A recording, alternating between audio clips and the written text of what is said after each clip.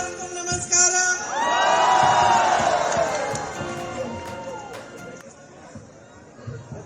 Today I have come here to thank you. ഇന്ന് നിങ്ങൾക്ക് നന്ദി പറയാൻ വേണ്ടിയാണ് ഞാൻ ഇവിടെ വന്നിരിക്കുന്നത്. Some days back when I was here for the election campaign and I came here and met all of you, I said that I am going to work hard to try to resolve all your problems and to fight for you. കുറച്ചു ദിവസം മുമ്പ് election പ്രചരണത്തിന്റെ ഭാഗമായി ഇവിടെ വന്ന് നിങ്ങളെല്ലാം കണ്ടപ്പോൾ ഞാൻ നിങ്ങളോട് പറഞ്ഞു, നിങ്ങളുടെ പ്രശ്നങ്ങൾ പരിഹരിക്കുന്നതിന് വേണ്ടി ഞാൻ കഠിനാധ്വാനം ചെയ്യാൻ പോവുകയാണെന്ന് നിങ്ങളോട് പറഞ്ഞിരുന്നു. These 2 days, today and tomorrow, I am going to all the assemblies just to say thank you.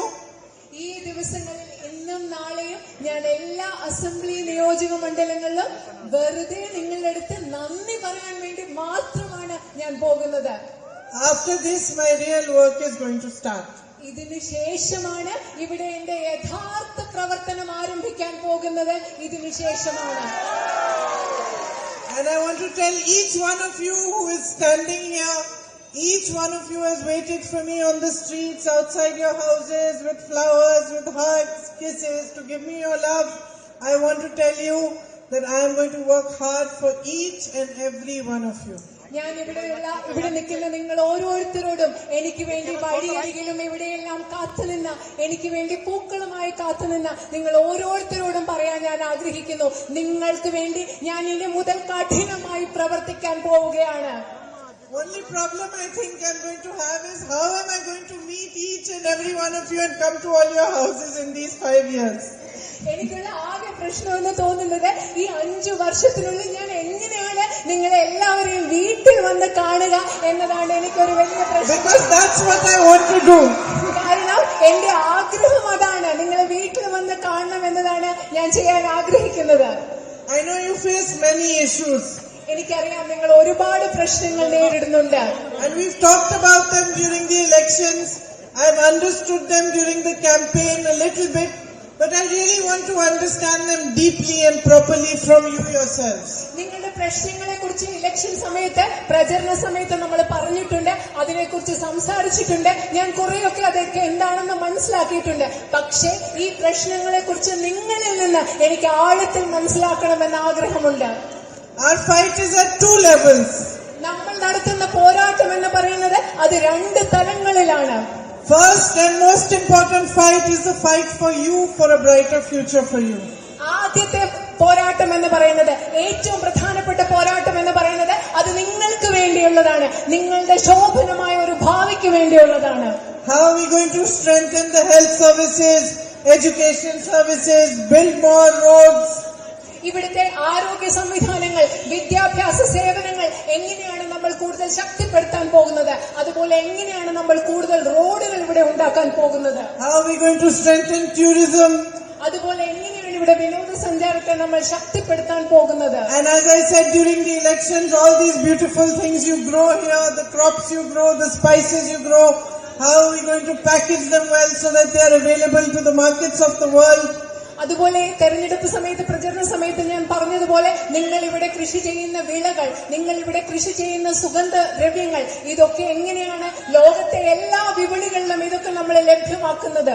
And the big problems you face of the night ban and of the man-animal conflict, നിങ്ങൾ അതുപോലെ തന്നെ പരിഹരിക്കുന്ന, നിങ്ങൾ നേരിടുന്ന ഒരു വലിയ പ്രശ്നമായ രാത്രി യാത്രാ നിരോധനം, അതുപോലെ മനുഷ്യ വന്യജീവി സംഘർഷം. it is going to be my mission to try to resolve as many of these problems as we can. നിങ്ങൾ നേരിടുന്ന ഈ പ്രശ്നങ്ങളിൽ പരിഹരിക്കാനാവുന്നതൊക്കെ പരിഹരിക്കുക എന്ന് പറയുന്നത് എന്റെ ഒരു ദൗത്യമായി ഞാൻ കണക്കാക്കുന്നു. At the same time, we have a bigger battle ahead of us as well. അത് മാത്രമല്ല, ഇതേ സമയത്ത് തന്നെ നമ്മുടെ മുൻപിൽ ഇതിലും വലിയൊരു യുദ്ധം കൂടിയുണ്ട്. I am a member of parliament now. I represent each one of you in the Lok Sabha. ഞാനിപ്പോൾ ഇന്ത്യൻ പാർലമെന്റിലെ ഒരു അംഗമാണ്. നിങ്ങൾ ഓരോരുത്തരെയും ഇന്ത്യൻ ലോക്സഭയിൽ ഞാൻ പ്രതിനിധീകരിക്കുകയാണ്. And there and across India, we are fighting for our constitution, for the values on which our country was built. Indian പാർലമെന്റിൽ മാത്രമല്ല ഈ രാജ്യം മുഴുവൻ ഇന്ത്യൻ ഭരണഘടനയ്ക്ക് വേണ്ടിയും ഈ രാജ്യത്തെ നിർമ്മിച്ചിരിക്കുന്ന മൂല്യങ്ങൾക്ക് വേണ്ടിയും നമ്മൾ പോരാടിക്കൊണ്ടിരിക്കുകയാണ്. We are fighting against the BJP that has no rules, that has no respect for democracy, no respect for the constitution.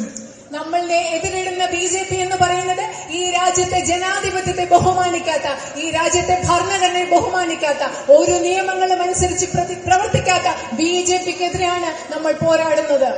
You can see yourselves. We have been asking them to discuss with us in Parliament, to have a discussion on some issues.